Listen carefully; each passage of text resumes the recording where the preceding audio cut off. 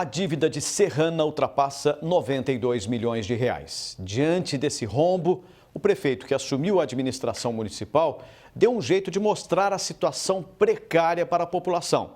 E foi de uma maneira inusitada. A dívida de Serrana foi plantada no meio do jardim da prefeitura. Olhando mais de perto, um painel com números exorbitantes. Mais de 92 milhões de reais a pagar numa cidade que tem uma arrecadação anual em torno de 100 milhões.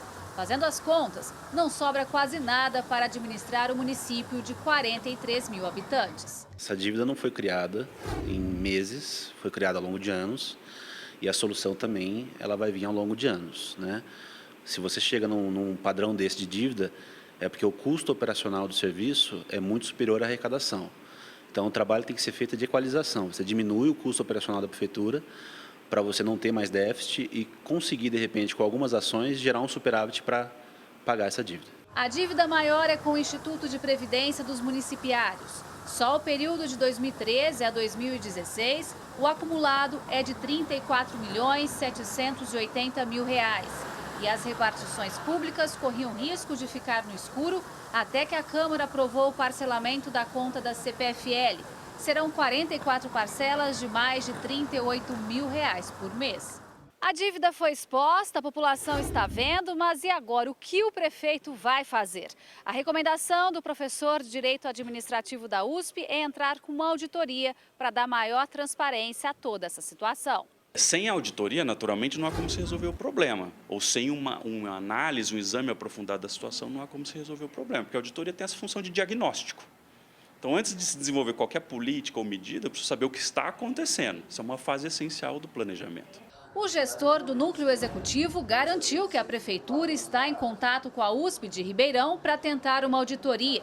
Mas não dá para ficar contando com a devolução do dinheiro perdido nas administrações anteriores, mesmo que a responsabilidade seja dos antigos prefeitos.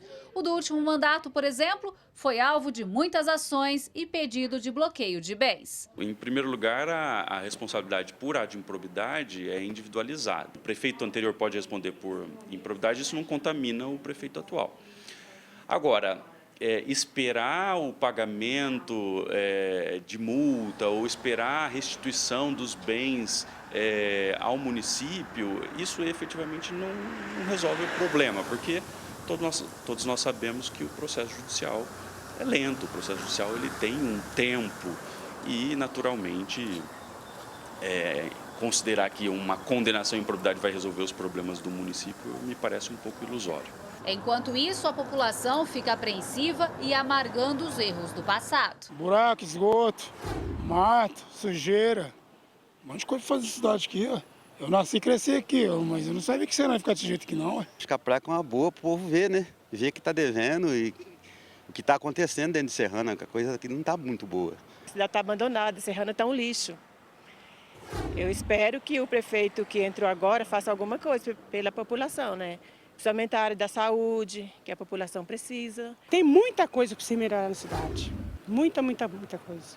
Tem que trazer umas turmas para cá, animizar serviço. Tem muitos pais de família passando fome, dificuldade. Então eles se recolhem na onde? Na prefeitura. Vamos rezar para mais melhorar as coisas aí, né? Porque não tá bom, não. Gislene Lopes, de Serrana, para o Jornal da Clube. O ex-prefeito de Serrana, João Antônio Barbosa, o Tonhão Candoca, não foi localizado para comentar o assunto. Agora, ao vivo, Ximene Osório traz mais informações. Ximene? O seu detalhe é que essas reclamações dos moradores apresentadas na reportagem nós acompanhamos ao longo dos anos aí, e essa atitude do prefeito Igor, boa tarde. Boa tarde. É válida em expor as dívidas do município dessa maneira?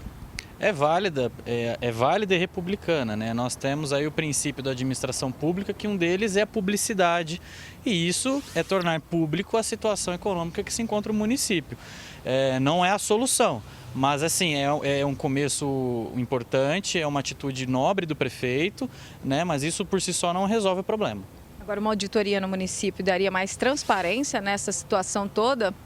Uma auditoria no município ela já deveria ter acontecido no final do ano passado, nessa troca de gestão.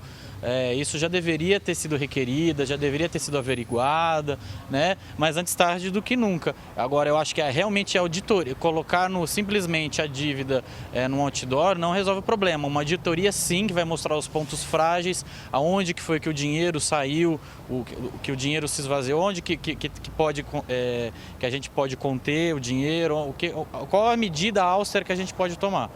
E as audiências públicas também ajudariam a esclarecer aos moradores as possíveis medidas impopulares necessárias. Exato. Nenhuma cidade, nenhum município, estado ou país sai de uma crise sem que a população sinta os efeitos dessa crise, né?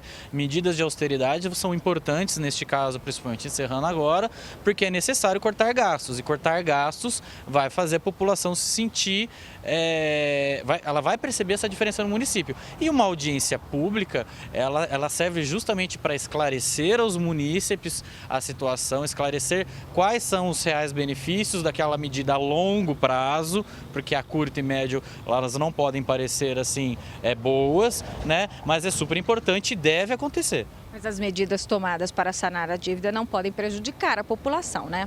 Não podem prejudicar de maneira alguma.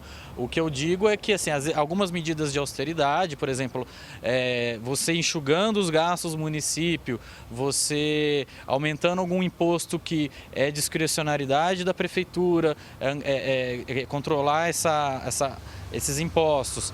Então, isso a população pode acabar sentindo eventualmente, né? Alguma coisa a população sempre sente nessa situação que o município se encontra. Tá certo, muito obrigada pela sua participação aqui no Jornal da Clube.